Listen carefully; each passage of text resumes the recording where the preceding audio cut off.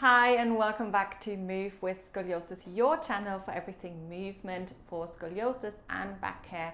And today we're going to be doing a Pilates practice, and this is as a response to one of my Shine members, one of my private members, and she was asking, this lady has got a severe scoliosis, and she was asking, how can I do some abdominal strengthening that is safe for scoliosis? So that's exactly what we're going to be doing today.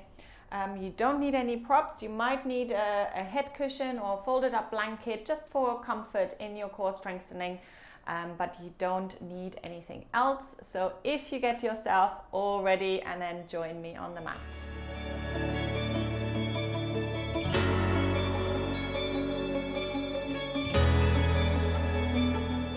So we're going to be lying down for this practice, so just making sure that your head and neck are comfortable. If you're using a head cushion, just bringing it underneath the back of the head to make sure that the neck is nice and long, shoulder blades are down at the back, and then we have our knees bent, feet hip distance apart, and just make sure that your hips are not shifted over to the right or the left.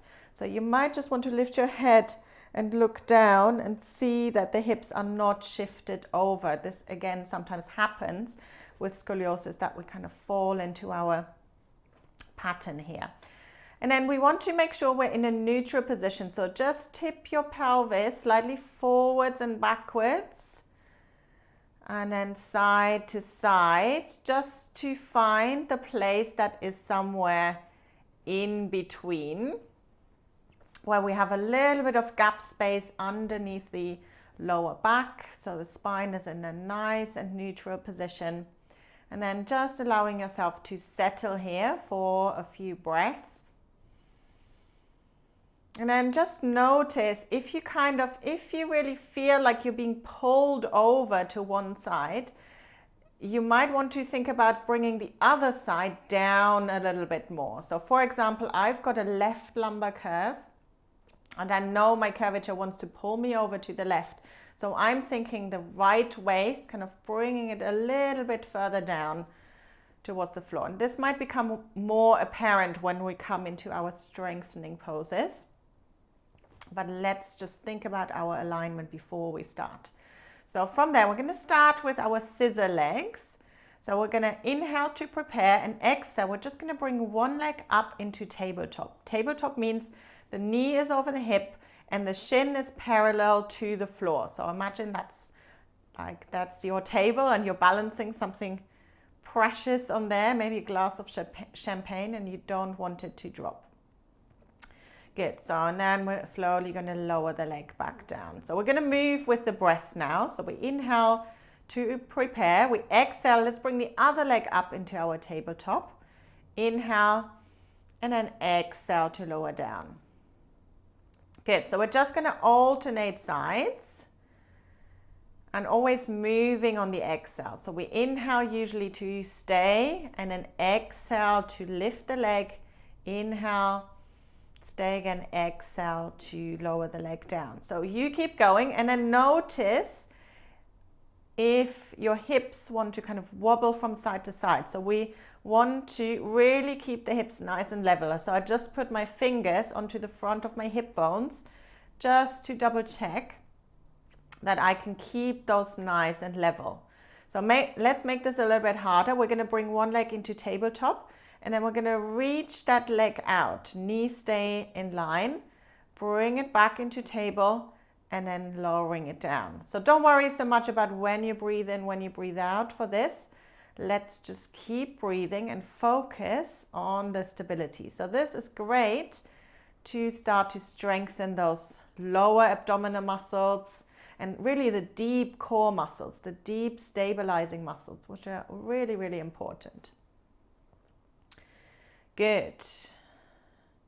So we're going to make this a little bit harder. So make sure you kind of stay at a level that feels comfortable for you right now. You can always stay with one of those previous versions.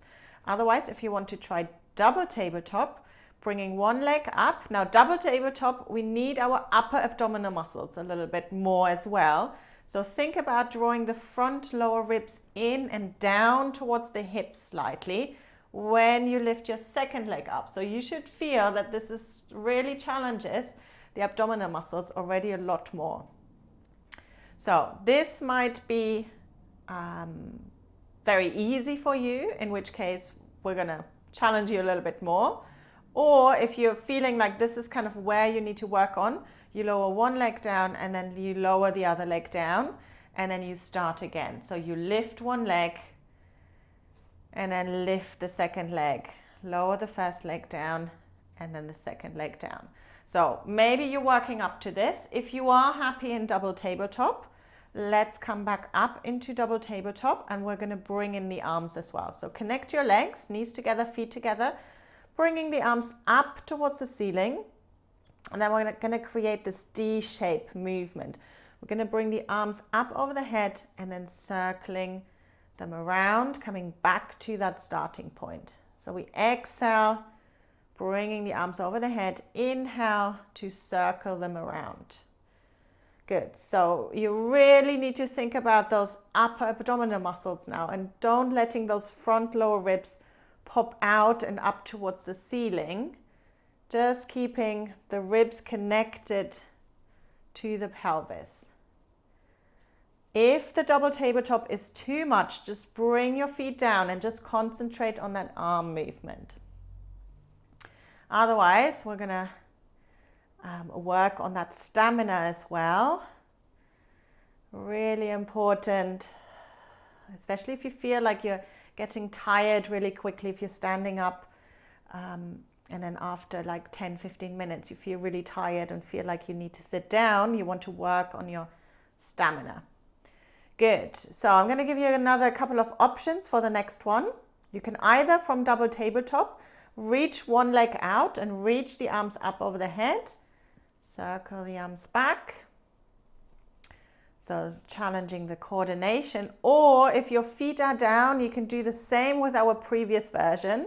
So just bringing one leg up into tabletop. As you reach the leg, the arms come up over the head, circling back and then changing sides. So reaching the leg, circling the arms, and then bringing the leg down. So your choice, either you be in your double tabletop or you have your feet down, working from there on the exhale. So you should really feel how this now starts to maybe burn a little bit or challenge the abdominal muscles at least.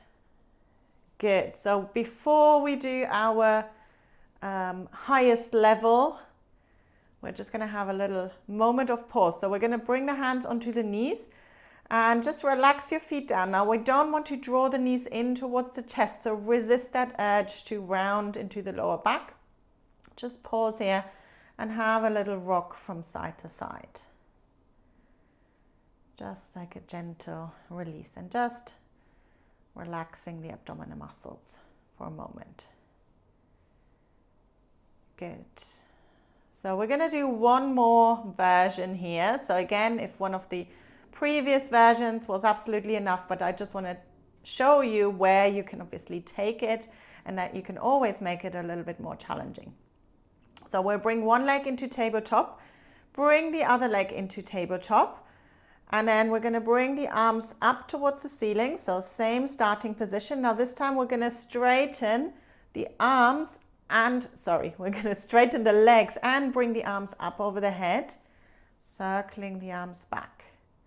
So it's a double leg stretch. So both legs, both arms, and then inhale to come back. You can probably hear it in my voice. This is a lot more challenging. Obviously, if you lower the legs further down, you're going to challenge yourself even more, but we really want to make sure we're keeping those ribs, the rib cage, connected to the floor so that we don't start to arch the back. Good. Moving with the breath. So once you feel, if you feel like you're getting tension in your neck or anywhere else in the body, that's your cue. That means you need to stop and to reset. So Let's leave it at this for now. You've done really, really well. Let's rock a little bit from side to side. You could windscreen wiper the legs, so bringing the feet down, have them a little bit wider than hip distance apart, and then just moving them from side to side. Good. I hope you enjoyed our short practice today. Hopefully that has given you some ideas how you can strengthen your abdominal muscles in a safe way. If you would like to learn more, feel free to join us in the Shine membership. We've got a weekly live practice. We've got a full library as well of curve specific yoga and Pilates practices, and lots of resources for anyone with scoliosis. Thank you so much for watching, and I'll see you very soon for the next video.